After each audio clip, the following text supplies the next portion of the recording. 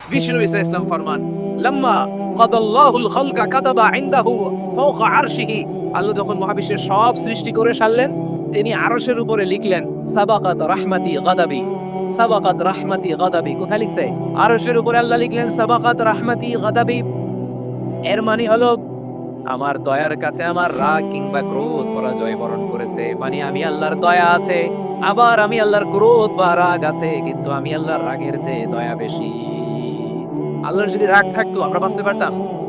যে পরিমাণে আগাম কুকাম আমরা করি, অপকর্ম করি, অন্যায় করি, জুলুম করে জুলুমের আড্ডাখানা বানিয়ে রেখেছি গোটা দুনিয়াকে, আল্লাহ যদি মুহূর্তে মুহূর্তে রেগে যেতেন আমরা বাঁচতে পারতাম?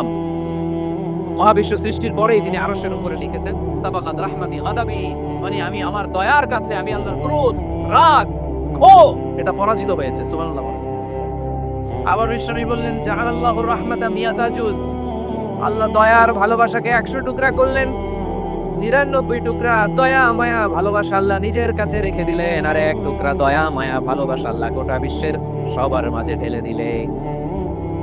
দয়া মায়া ভালোবাসা 100 টুকরা করে আল্লাহ নিজের কাছে রাখছেন কয় টুকরা? 99 টুকরা। আর গোটা বিশ্বের সবার মাঝে ভাগ করে দিয়েছেন কয় টুকরা? এবার এই 1 টুকরার নমুনা দেখেন তো পৃথিবীতে। স্বামী স্ত্রীর জন্য কত ভালোবাসা, বন্ধু বন্ধুর জন্য কত ভালোবাসা, গার্লফ্রেন্ড বয়ফ্রেন্ডের জন্য গলায় ফাঁস লাগা আছে না নাই? ভালোবাসার আল্লাহ 100 টুকরা করেছেন, 99 টুকরা ভালোবাসা আল্লাহ নিজের জন্য রেখেছেন, 1 টুকরা আমাদের সবাইকে ভাগ করে দিয়েছেন। যত পাখি আছে পৃথিবীতে, যত মাছ আছে, যত প্রাণী আছে, যত মানুষ আছে, যত জিন আছে, আমরা সবাই মিলে পেয়েছি ভালোবাসার কয় টুকরা? আর আরশে আজিমের অধিপতি আল্লাহ, তিনি তার কাছে ভালোবাসা রেখে দিয়েছেন কয় টুকরা?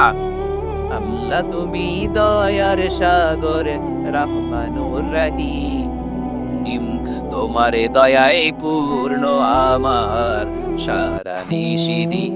সবাই পড়ে আল্লাহ তুমি দয়ার সাগর রহমানুর রহিম, তোমারে দয়ায় পূর্ণ আমার সারা নিশিদিন। আল্লাহ বলেন রাহমাতি ওয়াসিআত কুল্লা শাই, গোটা বিশ্বের সব জায়গায় আমি আল্লাহর রহমত বিস্তৃত, এমন কোন জায়গা নাই যেখানে আমি আল্লাহর রহমত নাই। ঠিক কি না বলেন?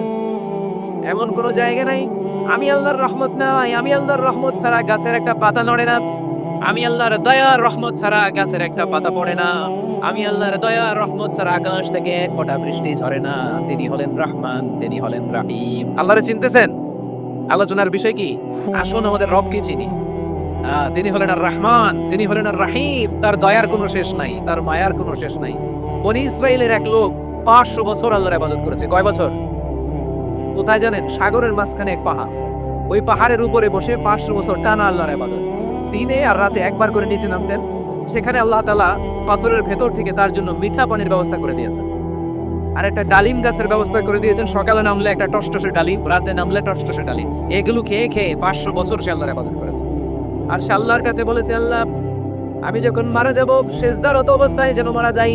ঠিকই আল্লাহ সেজদারত অবস্থায় সাইয়েদনা আজরাইলকে পাঠিয়ে দিলেন। সেজদারত অবস্থায় লোকটা মারা গেল। 500 বছর ইবাদতের পরে আল্লাহর দরবারে কিয়ামতের কঠিন ময়দানে যখন লোকটা হাজির হয়ে যাবে, আল্লাহ বলবেন আদখিলু আবদি আল জান্নাতা বিরহমাতি, আমার বান্দাকে আমার দয়া আমার ভালোবাসা দিয়ে জান্নাতে ঢুকায়া দাও। 500 বছর ইবাদত করছি তো আমার দয়ায় আমার বান্দারে জান্নাত দাও। এই বান্দা বলে বালবি আমালি, আল্লাহ তোমার দয়া লাগবে কেন? আমি আমার আমল দিয়ে জান্নাতে যেতে চাই। কি দিয়ে? আমল দিয়ে। আল্লাহ বলছে আমার দয়ায় আমার বান্দারে জান্নাতে নিয়ে যাও ফেরেশতারা। এখন আল্লাহ তোমার দয়া লাগবে কেন? সেজদা তো কম দেই নাই, জিকির করতে করতে 500 বছর শেষ করে দিলাম, আবার তোমার দয়া লাগবে?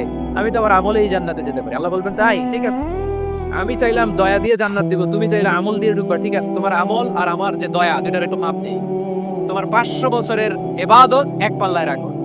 আর আল্লাহ বললেন আমি যে দয়া করে এই দুনিয়ার নাজ নেয়ামত বিউটি সৌন্দর্য দেখার জন্য তোমার দুটা চোখ দিয়েছিলাম, দুটা নয় একটা চোখ আরেক পাল্লায় রাখো। রাখা হবে, দেখা যাবে ওই 500 বছরের ইবাদত হালকা হয়েছে, আর মুহূর্তের মধ্যে আল্লাহর দেয়া একটা চোখের নেয়ামত ভারী হয়ে গিয়েছে। আল্লাহ বলবেন তোমার কথা মতো মাপ দেয়া হলো, এবার ফলাফল দেখো, হিসাব বলে